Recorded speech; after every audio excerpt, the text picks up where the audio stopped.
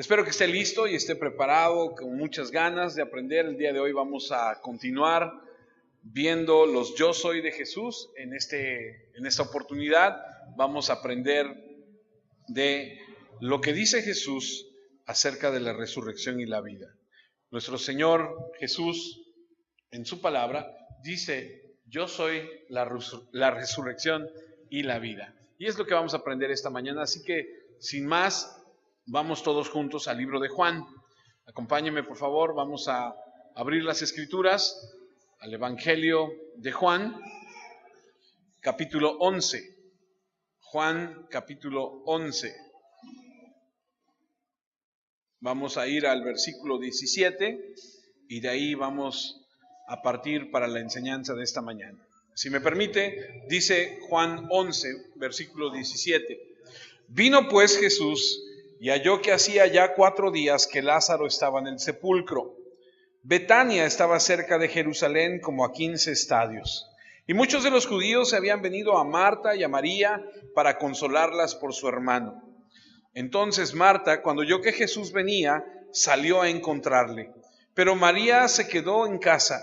Y Marta dijo a Jesús: Señor, si hubieses estado aquí, mi hermano no habría muerto. Mas también sé ahora que todo lo que pidas a Dios, Dios te lo dará. Jesús le dijo: tu hermano resucitará. Marta le dijo: yo sé que resucitará en la resurrección en el día postrero. Versículo 25 dice: le dijo Jesús: yo soy la resurrección y la vida. El que cree en mí, aunque esté muerto, vivirá. Y todo aquel que vive y cree en mí, ¿cómo dice? No morirá eternamente. ¿Crees esto? Le dijo: sí, Señor, yo he creído que tú eres el Cristo, el Hijo de Dios, que has venido al mundo. Esa escritura que el día de hoy vamos a analizar, que vamos a poner sobre la mesa, por así decirlo, es una de las escrituras más extraordinarias que puedes leer. Cuando Jesús dice: yo soy la resurrección y la vida, está dentro de un contexto en la escritura donde está sucediendo algo que, para aquellos que han leído un poco más las escrituras, saben. Le avisaron a Jesús que Lázaro estaba enfermo. Y Jesús, en lugar de pararse de manera impetuosa y salir corriendo y tomar el primer transporte para ir a ver a su amigo, dice la escritura que se quedó otros días más. Y hay una gran enseñanza aquí para ti y para mí en esta mañana, hermano. Porque tenemos que aprender que las cosas que Dios hace, las hace con un propósito. Y que cuando tú y yo entendemos eso, y cuando tú y yo vivimos de esa forma, en ese entendimiento, entonces nos damos un paso hacia atrás y decimos: Señor, estamos en tus manos. Y lo que tú permites, y lo que tú haces, y lo que tú permites que sucedan, es para dar un propósito a esto. Para glorificar el nombre de tu Hijo, para glorificarte tú, para enseñarme, para fortalecer mi fe, para mostrarle al mundo entero quién eres tú. El problema es que muchos de nosotros tenemos un chip injertado que nos dice que todo se tiene que hacer en nuestro tiempo, a nuestra manera, cuando nosotros decimos. Y la Escritura nos va a enseñar que Jesús, conociendo que está enfermo y que va a morir porque Él todo lo sabe, se queda más tiempo para mostrar que Él es la resurrección y la vida. Este es el último milagro público que hace Jesús. Es un milagro notable, realizado en un momento muy estratégico, justo antes de la Pascua, en el lugar llamado Betania, que se encuentra más o menos a 2 kilómetros antes de llegar a Jerusalén, en la carretera de Jericó, que está literalmente llena de peregrinos que se dirigen hacia la Pascua. Usted sabe que año con año todos los judíos van a regresar a Jerusalén en el tiempo de la Pascua y que van a tomar este camino para ir a Jerusalén. Y hay muchísima gente. Dicen los historiadores que era más o menos como 2 millones de personas que venían año con año a Jerusalén. Entonces imagínate la cantidad de personas que hay. No sé si usted está enterado de lo que está sucediendo a nuestro alrededor. Hay caravanas que vienen de ahorita de migrantes que vienen de Centroamérica y que están pasando por nuestra ciudad. Y son miles. Hoy está estimado que lleguen otros 2,000, pero vienen otros 5,000. Y ya se levantaron otros que vienen en camino y es una caravana. Imagínate así, un mar de personas viniendo. Y entonces en ese lugar por donde va a pasar toda esta gente, está a punto de ocurrir uno de los milagros más extraordinarios de Jesús. Y tiene un propósito, es un punto estratégico. Entonces todos los que venían a Jerusalén de alguna forma pasarían por este lugar y se enterarían de la historia de Lázaro. Escucharían de la resurrección de Lázaro. Ahora tiene el propósito de fortalecer la fe de los discípulos, pero también que la gente escuche y conozca que Cristo es la resurrección y la vida. Ayudó a creer que podría suceder que Cristo iba a resucitar, porque lo que están a punto de presenciar ellos es la resurrección de alguien que, a diferencia de aquel que va en el ataúd, usted lo ha leído en las Escrituras, cuando dice que Jesús se topa con una mujer que va desconsolada porque van camino al panteón o van camino en este caso a la cueva a enterrar a su hijo, dice que los detiene y entonces resucita al joven que va ahí. Muchos dicen, no, pues es que a lo mejor no estaba muerto o bien muerto, ¿no? Pero este hombre del que vamos a leer tiene 4 días en el sepulcro. Y la resurrección de Lázaro fue tan monumental, tan extendida, tan conocida, que ayudó, permítame decirlo de esta forma, se vieron obligados por el acontecimiento tan grande, por el boom tan extraordinario que causó escuchar, y en aquel caso de aquellos que estuvieron ahí, darse cuenta que había sucedido, a los líderes religiosos, a los del judaísmo, a insistir en el tema de que este Jesús que se estaba haciendo tan famoso debía morir. Entonces hay varios aspectos que tú y yo tenemos que analizar. El propósito por el cual este hombre resucita, el propósito por el cual Jesús se queda días todavía antes de salir corriendo, vamos a decirlo así, a resucitarlo, o en este caso que todavía estaba enfermo, a sanarlo, es que la gente tiene que conocer del poder de Dios. La gente tiene que cumplirse el plan de Dios. Como lo va a resucitar, como va a ser tanta noticia, tanto ruido, los judíos van a decir, este tiene que morir. Y entonces cumple otra vez el propósito de Dios. Así que vamos a centrarnos en estas palabras de Juan 11, 25 y 26 que dicen, le dijo Jesús, yo soy la resurrección y la vida. El que cree en mí, aunque esté muerto, vivirá. Y todo aquel que vive y cree en mí, no morirá eternamente. Y termina diciendo, ¿crees esto? Ese es el punto de nuestro mensaje. Que el Señor al que tú y yo adoramos es aquel que dice, yo soy la resurrección y la vida. Y todo ser humano, escuchen lo que le voy a decir, vivirá eternamente. Ahora, hay 2 formas de plantear esto. Porque mucha gente dice, no, pues si aceptas a Cristo vas a vivir eternamente. Sí, pero también si no aceptas a Cristo, también vas a morir. Y también vas a morir eternamente. Así que ese es el punto. Todo ser humano vivirá o morirá de manera eterna.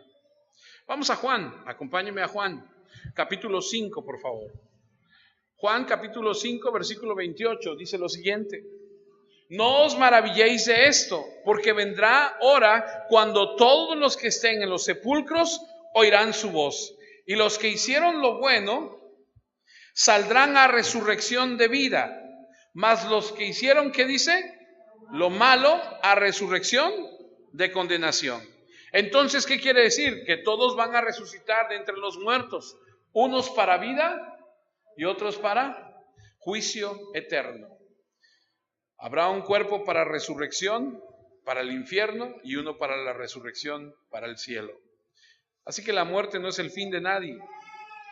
Solo hay dos lugares posibles, dos existencias posibles después de esta vida. Uno, Dios, y el otro, los horrores, el castigo de uno sin Dios. En otras palabras, si tú no vives para Dios, vas a pasar la eternidad en un castigo eterno, lo creas o no lo creas. Mucha gente dice, no, el infierno es aquí. ¿Ha escuchado a alguien decir eso? Mucha gente dice, no, el infierno es vivir con la persona que yo vivo. Así dicen. He escuchado a muchos que así dicen. Pero la Biblia dice otra cosa. La Biblia dice que hay un lago de fuego preparado. Uno es con Dios y las alegrías de la bendición y la recompensa, y otro es el infierno. Ahora, entonces, ¿cómo llegamos a las alegrías, a la recompensa, a esa bendición de estar con Él? Solo hay una manera: creyendo en el Señor Jesucristo, que es la fuente de todo aquello que vive, porque Él es la resurrección y la vida. Él tiene el poder para crear de la nada, el poder para resucitar a los muertos, porque Él es la vida. Él no obtiene la vida de nadie o de ningún otro lugar. La vida misma existe en Él, y la muerte no es el fin de esto. La muerte es solo una transición de una fracción de segundos. La Biblia habla que la vida es como la hierba que está en el campo. Un día está y al otro ya no está. Somos tan frágiles, somos tan vulnerables. El hombre más fuerte del mundo, si tú quieres, el hombre más saludable del mundo, le puede dar una enfermedad, una infección, lo puede atacar un virus, algo tan pequeño, y lo acaba. Un día está y al otro día ya no está. Y aquí estamos ante la resurrección de Lázaro, y nuestro Señor Jesús va a mostrar el poder de la vida que Él posee. Como les decía yo, muy diferente a la resurrección de aquel joven que va camino a ser enterrado, a ser puesto en una cueva, porque Lázaro ya tenía varios días ahí en ese lugar. Ok, Juan 11:39.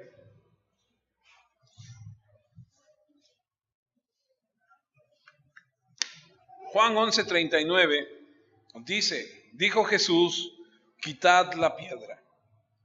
Marta, la hermana de Lázaro, le dice que había muerto. Le dijo, Señor, hiede ya, porque es de 4 días. Estudiando un poquito acerca de todo esto, aprendí que cuando una persona muere, empieza un proceso de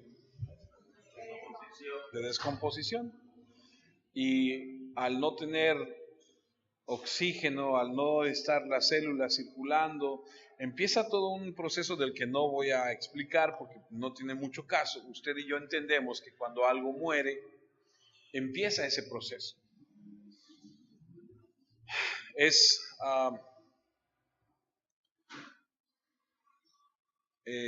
Estoy en el trabajo donde en el área en el que yo tengo que ver, una de las áreas que yo veo es el panteón, y me dicen que de vez en vez, cuando la morgue se llena, lo que se hace es que con las personas que no tienen un reclamo, de las personas que no tienen quien los reclame, se van al panteón y se les da la sepultura que se les tiene que dar, pero son personas que tienen 2 o 3 años ahí, y que de repente al trasladarlos empiezan a soltar ciertos líquidos. Entonces es algo natural, vamos a decirlo así, es algo natural, pero es algo que no es agradable. Los tienen que emplayar y tienen que hacer todo un proceso, ¿no? Entonces imagínate que cuando Jesús llega a este lugar, ya tiene 4 días. Y la hermana aquí, como leemos, dice, es que ya hiede. Y este milagro es extraordinario porque, como les digo, no es que acaba de fallecer, para que alguien argumentara y diga, no, pues a lo mejor no estaba bien muerto, ¿no? Y este milagro se va a llevar a cabo delante de testigos que han llegado al funeral. Y como dice la tradición de los judíos de aquel entonces, que cuando alguien moría, venían al funeral y se quedaban 7 días. Y llorarían con la familia 7 días. Aquí creo que hay una tradición del novenario, ¿no? Pero no se quedan 9 días, ¿no? Digo, regresan al día 9, ¿no? Allá se quedaban los 7 días. Y contrataban a las mujeres estas que, las lloronas, ¿no? ¿Cómo? Lloronas, ¿no? Más. Ok. Las chillonas, ¿no? Las que llorarían y lamentarían y estarían ahí llorando. Y entonces hay una cantidad de personas en este lugar. No sabemos cuántas, porque no se nos dice si eran 5, si eran 100, pero hay una cantidad de personas que van a presenciar, que han estado ahí desde que se enteraron que Lázaro está muerto y se han enterado que Lázaro ya tiene 4 días ahí en ese lugar y que van a presenciar que él va a salir. Esto es importante porque lo que va a suceder es que va a fortalecer la fe de los discípulos. Va a poner en ellos la esperanza de que Jesucristo también va a resucitar. Juan 11:17. Voy a retomar la lectura y comenzamos. Vino pues Jesús y halló que hacía ya 4 días que Lázaro estaba en el sepulcro. Betania estaba cerca de Jerusalén como a 15 estadios, son más o menos 2,5 kilómetros. Y muchos de los judíos habían venido a Marta y a María para consolarlas por su hermano. Aquí solamente vemos que dice que muchos. Ahora, el autor de estas palabras no sabemos para él cuántos son muchos. Tal vez para él muchos somos nosotros, ¿no? Como de repente dices, ¿cuántos fueron? No, fueron un montón. ¿Pero cuántos? No, pues éramos como 10, ¿no? Y para algunos un montón es 5 o 10. Y para algunos muchos pueden ser 2,000, ¿no? No sabemos cuántos. El punto es que estaban ahí estas personas. Era la costumbre, era la tradición. Era muy probable que en el lugar, como se tenía por costumbre, no se enterraban como lo hacemos nosotros. Por ejemplo, yo no sabía que en Ciudad del Carmen no se puede enterrar ahí, porque es pura arena. Tienen que trasladar a los difuntos a otra ciudad. O sea, en otras palabras, en esa ciudad no hay panteones, porque es arena, no se puede.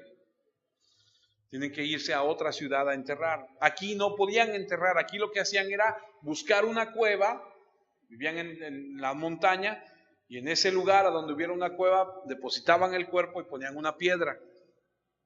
Esa era la costumbre. Una vez que hacían eso, todos regresarían a casa, se quedarían durante los 7 días, iniciaría el funeral.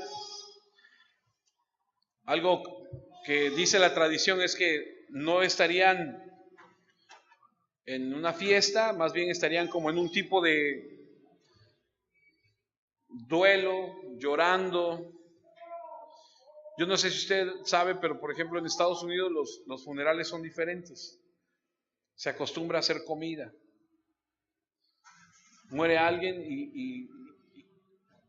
cuando vienen a visitar a los dolientes hay que darles de comer. Aquí hay que darles pan, ¿no?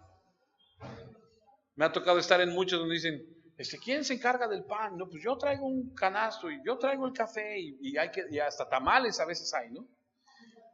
Y luego la gente no va ni siquiera porque, ay, pobre familia, pues vamos a aprovechar, ¿no? Y por ahí vamos a ver qué nos dan, ¿no?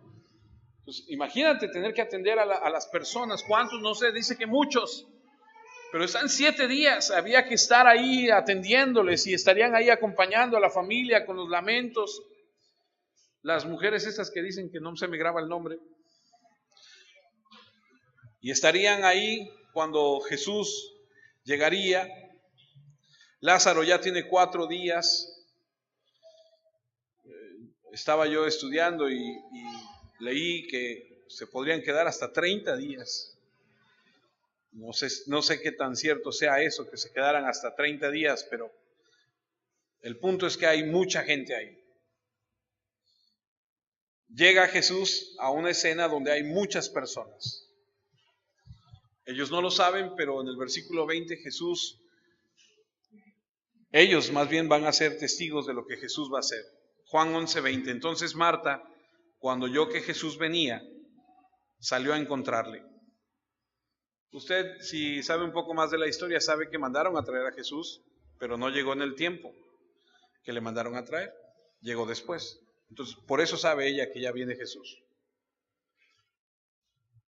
Y aquí vemos que está Marta y está María, 2 hermanas, que se comportan de manera distinta. Aquellos que tenemos el honor de tener más de 2 hijos, sabemos que todos los hijos son diferentes. Y aquí vemos a 2 hermanas con su temperamento, con su personalidad. María es el tipo de persona pensativa, reflexiva, melancólica, y Marta es la chispa, la que se levanta, la que corre, la que va, la que se mueve.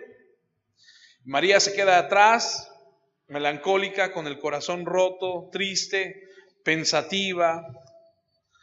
Ella ni siquiera se ha enterado, se va a enterar después en el versículo 28 que Jesús está ahí cuando Marta regrese, pero Marta se levanta y sale, ni siquiera espera a Jesús. Marta no es de las que se va a parar en la puerta con su cara de tristeza esperando a que llegue Jesús. No, ella va a salir al encuentro de Jesús. Juan 11:21, y Marta dijo a Jesús cuando llegó ahí con él: Señor, si hubieses estado aquí, mi hermano, ¿qué dice? No habría muerto. Esa Marta es tremenda, ¿eh? ¿Usted se acuerda cuando Jesús llega a la casa de ellas por primera vez? ¿Qué es lo que hace esta Marta con Jesús cuando Él llega a su casa? Está atendiendo y está buscando y está allá preparando. ¿Y cuántos son? ¿Cuántos le vamos? Hay que apurarse porque hay mucha gente hoy. A ver, tráete esto y nos falta esto. Vete a traer aquí. Y entonces de repente busca a su hermana para que le ayude y no está. ¿Dónde está María? A los pies de Jesús, escuchando. ¿Y qué hace entonces Marta? Va y le dice Marta a Jesús: oye, ¿que no te das cuenta que mi hermana no me ayuda? Lo regaña. Y aquí hace exactamente lo mismo. ¡Ah, qué valor de mujer! De reclamarle a nuestro Señor Jesús. Nos reímos, pero muchos de nosotros somos igualitos. Señor, ¿por qué me pasa esto a mí? Le decimos. Muchos de nosotros somos igualitos. Lo regaña de nuevo y le dice que si hubiera estado ahí esto no habría sucedido. Y muchas veces en la vida nos ponemos a discutir con Dios sobre las cosas que quisiéramos que pasaran o que no pasaran, como si nosotros tuviéramos el control y no Él. Versículo 22, mas también sé ahora que todo lo que pidas a Dios, Dios te lo dará. Y aquí vemos que ella entiende que a pesar de que Jesús no estuvo, Jesús es Dios. Y que Dios Padre escucha lo que dice Jesús. Versículo 23. Jesús le dijo: tu hermano resucitará. Marta le dijo: yo sé que resucitará en la resurrección, en el día postrero. ¿Cómo sabe? Es muy sencillo. ¿Cuántos de todos los que estamos aquí crecimos siendo católicos? Levante su mano. Todos los que nacimos siendo católicos o la familia católica nos mandaban a misa, ¿cierto? ¿Y nos enseñaron qué? El catecismo. Y nos lo aprendimos al derecho y al revés. ¿Por qué? Porque hubo una educación, porque hubo una preocupación de los padres para que tú y yo aprendiéramos la doctrina, ¿cierto? Y nos la teníamos que saber. Me acuerdo que me decían, ¿quieres ir a la matiné? ¿Se acuerdan de la matiné? Sí, sí, tienes que ir primero a misa. Y saliendo de misa, puedes ir a la matiné. Entonces, hay una preocupación de parte de los padres para enseñarle a los hijos la doctrina. Y aquí esa mujer dice, yo sé que sí, en el día postrero. ¿Y a qué se refiere? Bueno, mire, si usted tiene su Biblia, acompáñeme a Job. Libro de Job, capítulo 19. Todo hombre y mujer judíos sabrían el Antiguo Testamento porque serían educados en las Escrituras. Job 19:25. Yo sé que mi Redentor vive y al fin se levantará sobre el polvo. Y después de deshecha esta mi piel, en mi carne he de ver a Dios, al cual veré por mí mismo y mis ojos lo verán y no otro, aunque mi corazón desfallece dentro de mí. O sea que viene un día donde resucitaré. Job, el libro más antiguo de la Escritura. Doctrina enseñada de generación en generación. Daniel, capítulo 12.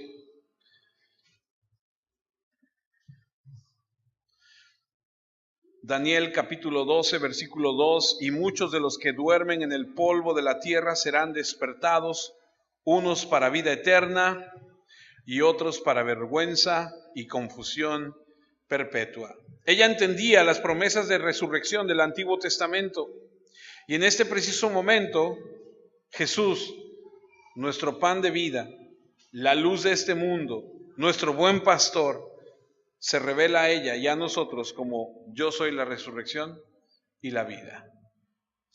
Cuando crees que conoces a Dios, Él te sorprende con algo más. Jesús no le dice, no te preocupes, Marta, yo puedo resucitar a los muertos. ¿Qué le dice? Le dice, yo soy la resurrección y la vida. Por eso es que 25 y 26 dicen así en Juan. Le dijo Jesús, yo soy la resurrección y la vida, y el que cree en mí, aunque esté muerto, vivirá. Y todo aquel que vive y cree en mí no morirá eternamente. ¿Crees esto? Esta es la gran afirmación que el día de hoy aprendemos como otro estudio más acerca de los yo soy de Jesús. Fuente de vida. Yo soy la resurrección y la vida. ¿Crees esto? Ella le dijo ahí en el versículo 27, sí, Señor, yo he creído. Tú eres el Mesías, el Hijo de Dios, el que viene al mundo. Él es el camino de la salvación. Versículo 28. Habiendo dicho esto, fue y llamó a María su hermana y diciéndole en secreto, el maestro está aquí y te llama. Ella cuando lo oyó se levantó de prisa y vino a él. Jesús todavía no había entrado en la aldea, sino que estaba en el lugar donde Marta la había encontrado. Entonces los judíos que estaban en casa con ella y la consolaba, cuando vieron que María se había levantado de prisa y había salido, la siguieron diciendo, va al sepulcro a llorar ahí. No nos narra que Jesús le haya mandado a traer a María. Quiero pensar, y solamente es un pensamiento, porque no lo dice, que Marta estaba tan emocionada de la presencia de Jesús que fue y le avisó a su hermana que Jesús estaba ahí. Ahora ella no viene sola, vienen todas estas personas detrás de ella que salen de la casa pensando que va a ir a la tumba para poder llorar ahí, y cuando ella llega se encuentra con Jesús. Jesús la ve llorando, ve a los judíos que están llorando, sabe de las tradiciones. Recuerden que Jesús es judío, sabe de las tradiciones, sabe que han estado ahí. Y dice el versículo 32, María, cuando llegó a donde estaba Jesús, al verle, se postró a sus pies diciéndole, Señor, si hubieses estado aquí, no habría muerto mi hermano. Una actitud diferente a Marta. Marta le reclama y ella se postra a sus pies. Jesús entonces, al verla llorando y a los judíos que la acompañaban también llorando, se estremeció en espíritu y se conmovió. Esta narración de la Escritura, donde vemos aquí a Jesús, se lo he dicho en otras ocasiones, Jesús nunca se narra en la Escritura, en la Biblia, que Jesús se haya reído. No se narra que Jesús haya estado eufórico, alegre, danzando, cantando, pero sí nos dice la Escritura que Jesús lloró. Cuando vio, fue conmovido profundamente. Y aquí hay que analizar algo, amados hermanos. ¿Por qué Jesús lloró si lo iba a resucitar? Porque lo iba a resucitar, ¿cierto? Porque en un minuto más él iba a ir ahí a donde estaba la piedra, quiten la piedra, ¡hey, Lázaro, sal fuera!, ¿no? O ven. ¿Por qué lloró?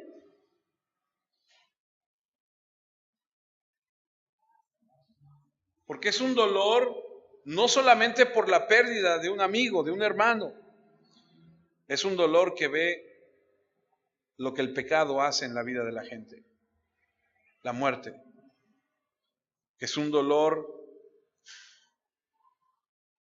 que ve cómo se afecta a las familias que pierden a un ser amado, que ve cómo se quebrantan las relaciones. Tú y yo hemos ido en algún momento a algún funeral, hemos estado en algún velorio, tal vez incluso a lo mejor has perdido a un ser amado. Es un dolor profundo. Esto es lo que hace el pecado, no solo a una familia, sino a la ciudad, a la humanidad entera, a lo largo de toda la historia. El peso del pecado rodeando a la gente. Es por eso que siente tal dolor, que se conmueve.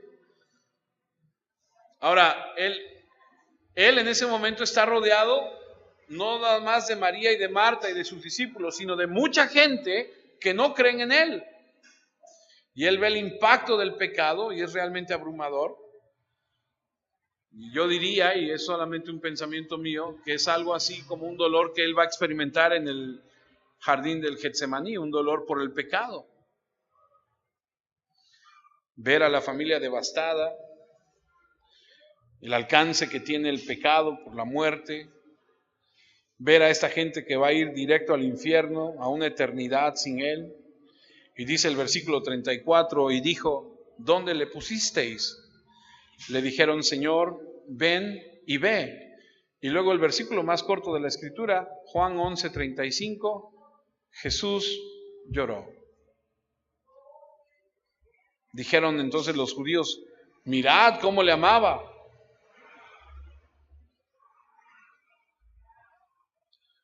Este es un arrebato de llanto, de tristeza, de dolor, que no se limita solo a la pérdida de un amigo.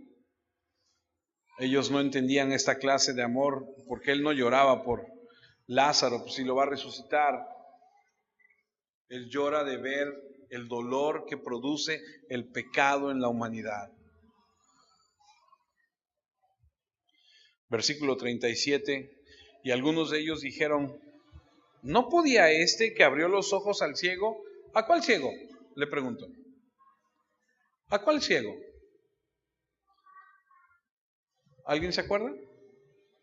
De la semana pasada, ¿se acuerdan? Porque venimos en una narrativa. Aunque no estamos estudiando el libro de Juan, estamos estudiando los yo soy de Jesús. Aprendimos la semana pasada que Jesús le da vista a un ciego la semana pasada. Y viene todo hermanado. Y se acaban de enterar. Y se dan cuenta cómo la gente se comunica. No había internet ni WhatsApp para decirle, oye, ahí te va Jesús, uno que le abrió los ojos a uno por acá. No. Pero el rumor llega. Y ellos saben y entonces dicen, ¿no podía este que abrió los ojos al ciego haber hecho también que Lázaro no muriera? ¿Cómo somos, verdad? Somos una chulada. ¿Por qué si lo amaba tanto? ¿Por qué no lo sanó? ¿Por qué no vino? La razón por la que preguntan es porque ellos sabían que habían mandado a traerlo días antes.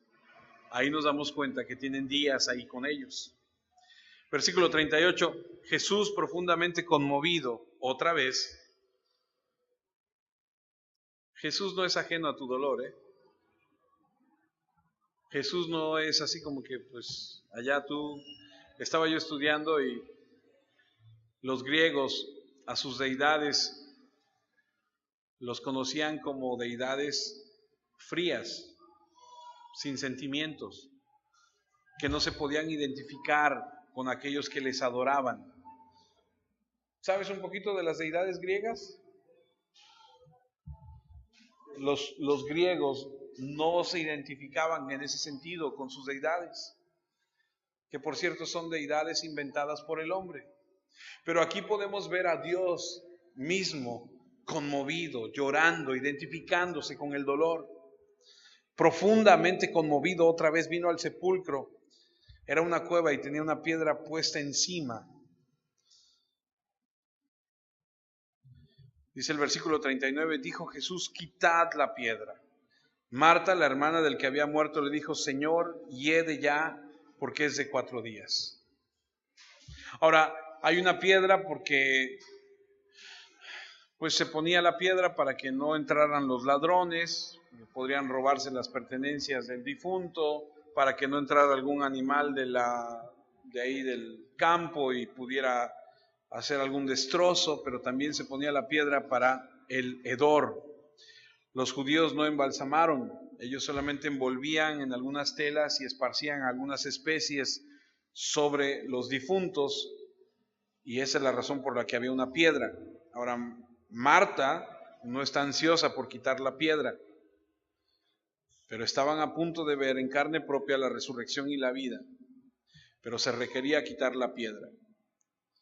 No lo olvides nunca, si quieres ver, escucha, si quieres ver, tienes que quitar la piedra. Si quieres ver algo de parte de Dios, tienes que quitar lo que estorba. No sé qué sea, puede ser incredulidad, puede ser rebelión, puede ser pecado, puede ser cualquier cosa que estorbe. Versículo 40, Jesús le dijo, ¿no te he dicho que si crees verás la gloria de Dios? Esto no es algo futuro, lo vas a ver ahorita. ¿Has olvidado lo que te prometí, la gloria de Dios? Usted sabe de la Biblia, usted sabe que cuando Moisés va allá con el Señor y le dice, déjame ver tu gloria. ¿Lo ha leído?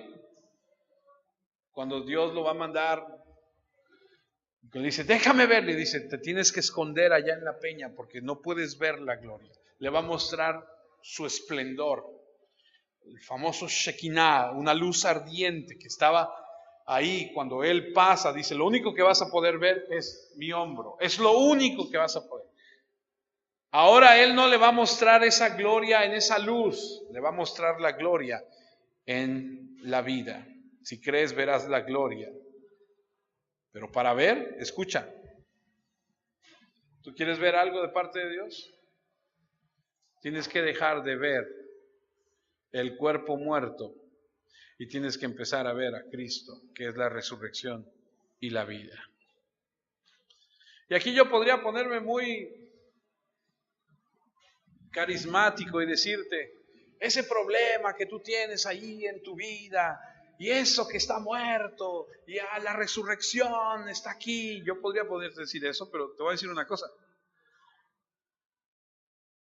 Yo creo en los milagros, y creo que Dios hace milagros.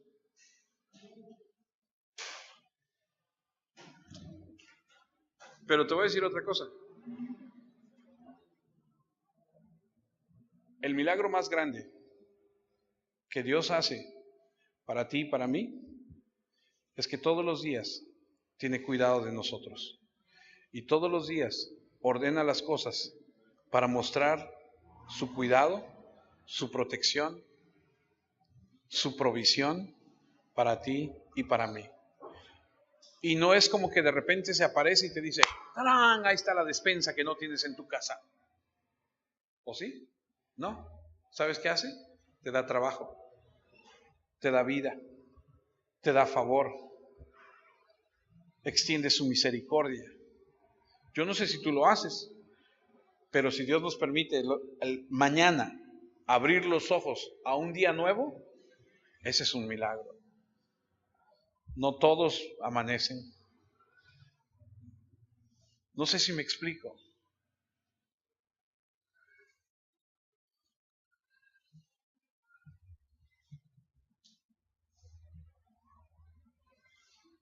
No tienes que ver la muerte, no tienes que ver al difunto, no tienes que ver a la puerta o la piedra en este caso, tienes que ver a Cristo.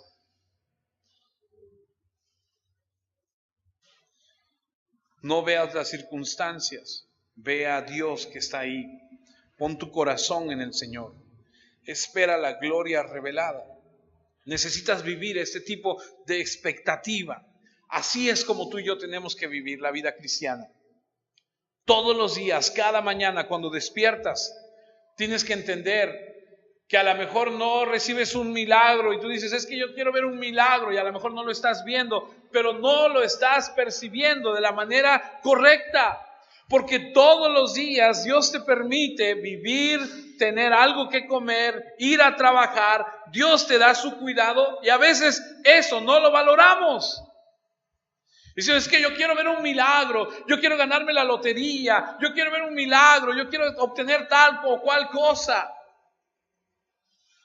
Pero perdemos la perspectiva de todo lo que tenemos día a día, de su gloria, de la asombrosa provisión del Señor, mediante el cual Él ordena cada circunstancia en tu vida. De repente dices, híjole, estoy metido en esta situación y no veo cómo salir, y de repente ¡prum!, se abre una puerta y empiezas a ver algo diferente y empiezas a ver el cuidado de Dios. Y aunque estés en cualquier situación, no pierdas de perspectiva que Dios tiene cuidado de sus hijos que ama.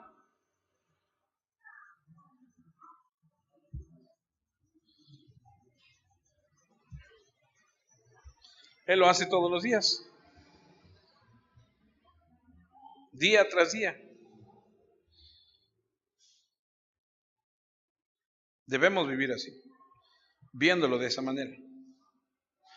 Juan 11:41 dice, entonces quitaron la piedra de donde había sido puesto el muerto, y Jesús, alzando los ojos a lo alto, dijo, Padre, gracias te doy por haberme oído.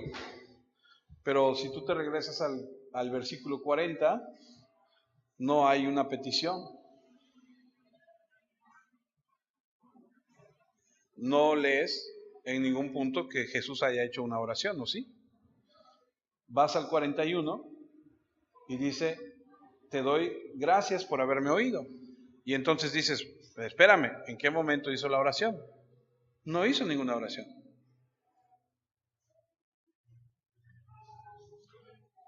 Él no pidió nada. Y vemos la relación estrecha entre Dios Padre, Dios Hijo y Dios Espíritu Santo. Dice Romanos 8:26. De igual manera, el Espíritu nos ayuda en nuestra debilidad. Por ejemplo, cuando no sabemos qué pedirle a Dios, el Espíritu mismo le pide a Dios por nosotros. El Espíritu le habla a Dios a través de gemidos imposibles de expresar con palabras. Pero Dios nos conoce a fondo y entiende lo que el Espíritu quiere decir, porque el Espíritu ruega a favor de su pueblo santo de acuerdo a la voluntad de Dios. Jesús no tuvo que decir nada. Jesús está en comunión con el Espíritu. El Espíritu y Él son uno mismo. El Hijo siempre oró según la voluntad de Dios. ¿Sabes por qué lo dijo? Gracias por escucharme, para que la gente que está a su alrededor lo escuchara, para que crean que me enviaste. Nuevamente, el punto central de todo, como siempre en el Evangelio de Juan, es que entendamos que por las obras que Jesús hace, Él está demostrando que Él viene de Dios. ¿Se acuerdan qué dijo el ciego? El ciego dijo, nunca se había escuchado que alguien hubiera sanado a alguien ciego de nacimiento. Y si no viene de Dios, esto no sería posible. Una tras otra, las obras que Jesús hace en el libro de Juan es para mostrar que Él viene de Dios. Él está orando en cierto sentido públicamente para el beneficio de la gente. Si no hubiera dicho estas palabras para que todos pudieran escuchar, no habrían podido dar gloria a Dios. Versículo 42. Yo sabía que siempre me oyes, pero lo dije por causa de la multitud que está alrededor, para que crean que tú me has enviado. Y habiendo dicho esto, clamó a gran voz: Lázaro, ven fuera. Ahora esta es una de mis partes favoritas, porque Jesús tiene tanto poder que si Jesús dice, levántate de entre los muertos, se levantan todos, ¿eh? ¿Estás de acuerdo? Si Jesús se para afuera de donde están las tumbas y dicen, hey, tú que estás muerto, levántate, se levantan todos. Entonces tuvo que poner un límite a su poder en el sentido de decir, esta vez nada más, hey, Lázaro, tú. Nada más tú, no todos. Los demás te vendrá su tiempo, pero tú, Lázaro, ven. Y entonces le han de haber dicho a todos, hey, tú, córrele, te hablan, a ti te hablan, córrele, ¿no?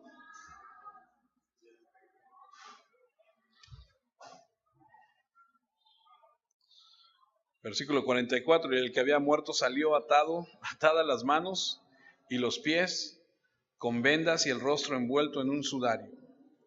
Jesús les dijo, desatadle y dejadle ir. ¿Cómo sales si estás atado de los pies y de las manos y envuelto? Lo imposible era que saliera de la tumba, no como saliera.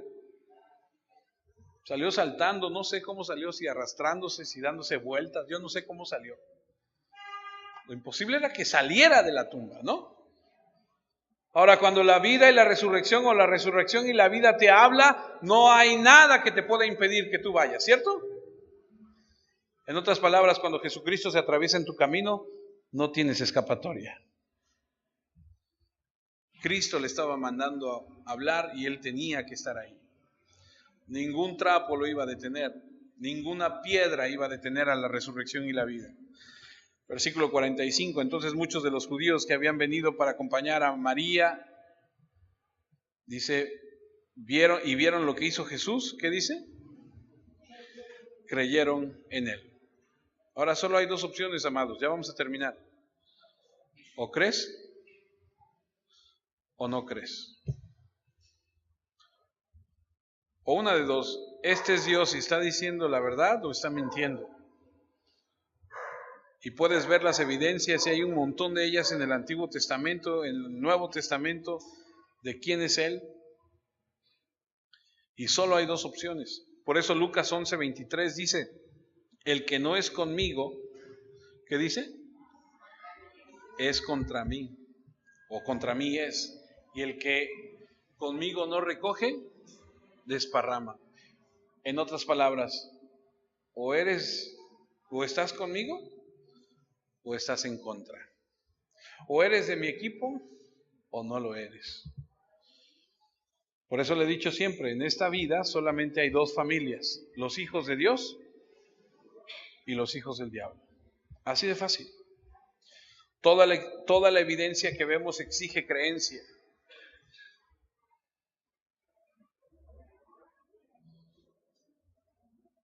Estaba muy claro, pero trataron de apedrearlo, trataron de matarlo, lo acusaron que estaba poseído por demonios, dijeron que violaba la ley de Dios, que violaba la tradición, que era un blasfemo, que era un borracho, que era amigo de pecadores, que su enseñanza era inaceptable, que su autoridad era inventada. Intentaron matarlo muchas veces, fueron hostiles en contra de él, etcétera, etcétera. Ahora había muchos que lo seguían porque les convenía, y las iglesias están llenas de eso. Hay muchos que están en las iglesias porque les gusta. Buena onda ese Jesús. Oh. Pero cuando son confrontados por él, como cuando en Juan 6 los confronta y les dice, ustedes me siguen nada más por la comida. Y cuando les dice, tienen que comer mi carne y beber mi sangre, dicen, no, esas palabras son muy fuertes. Nosotros, dice la Escritura, que desde ahí dejaron de seguirlo muchos. Hay mucha gente que dice, sí, yo sí creo en Jesús, y vive sus vidas como mejor les place, no como Jesús manda. Así que analiza tu vida, ¿cómo estás?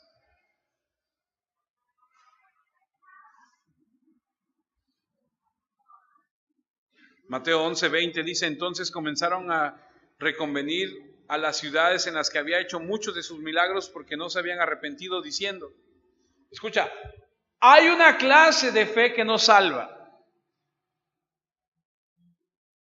Hay gente que dice que sí cree, pero Mateo 7 dice que viene un día donde Jesús les va a decir, apártense de mí, hacedores de maldad, porque no los conozco. No se trata solamente de decir, yo creo en ti, Jesús. Yo iba a la iglesia, Jesús. No, se trata de ser un verdadero cristiano. Y dice aquí, ay de ti, Corazín, ay de ti, Betsaida, porque si en Tiro y en Sidón se hubieran hecho los milagros que han sido hechos en vosotras, tiempo que se hubieran arrepentido en silicio y en ceniza. Por tanto os digo que en el día del juicio será más tolerable el castigo para Tiro y para Sidón que para vosotras. Y tú, Capernaum, que eres levantada hasta el cielo, hasta el Hades serás abatida, porque si en Sodoma se hubieran hecho los milagros que han sido hechos en ti, habría permanecido hasta el día de hoy. Por tanto os digo que en el día del juicio será más tolerable el castigo para la tierra de Sodoma que para ti. Hay mucha gente que lo que quiere es el milagro, mucha gente que lo que quiere es la bendición, mucha gente que lo que quiere es el Salvador, pero no quiere abrazar al Señor. Yo quiero tu bendición, Señor, y quiero seguir haciendo esto. Hablaba yo hace unos días con una persona ahí en el ayuntamiento y le debo decir una cosa. Hay de todo, ¿cierto? Y me decía, no, que ni Dios lo quiera que se enteren de todo lo que estoy haciendo. Hazme favor. O sea, le pide a Dios que no se den cuenta de todas las fechorías que está haciendo. Hazme favor. Y así hay gente que sale a asaltar, que sale a secuestrar, que sale a matar, que se pone en manos de Dios y dice que no nos atrapen y que no, y Señor, ayúdanos a que nos salga bien este trabajito, ¿no? Y nos reímos, pero así es. Esa es la clase de gente.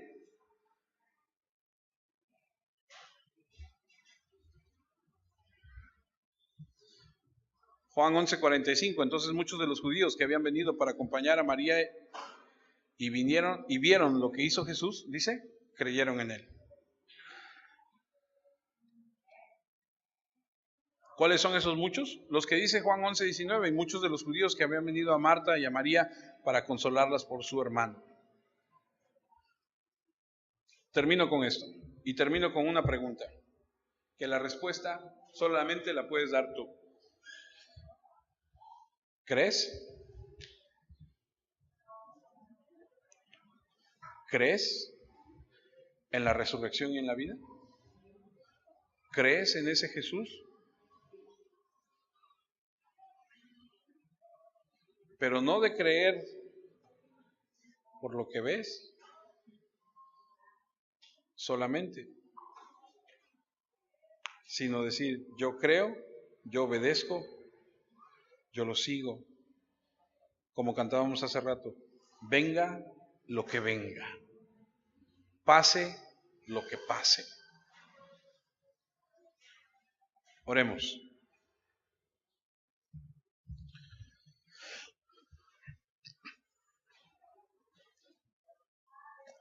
Señor, queremos en esta tarde darte gracias. Te doy gracias por la verdad de tu palabra, por exponer, Señor, tu palabra. Te ruego que cada uno de los hermanos que escucha esta exposición de tu palabra, Señor, sea llevado a la reflexión sobre lo que tú estás demandando de nosotros. Nosotros que somos tus hijos, te decimos, sí, Señor, sí creemos en ti. Y entendemos que al hacerlo, nos comprometemos a vivir una vida recta ante tus ojos, a vivir una vida, Señor, que glorifique tu bendito y santo nombre. Gracias por la oportunidad de estar juntos, de escuchar tu palabra.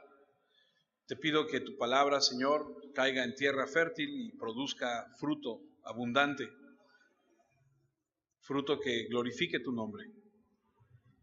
Señor, perdónanos por las veces que hemos fallado, por las veces que hemos, Señor, hecho cosas que no te agradan. Perdónanos y ayúdanos a madurar, a crecer, a vivir para ti. Que a ti sea toda la gloria y toda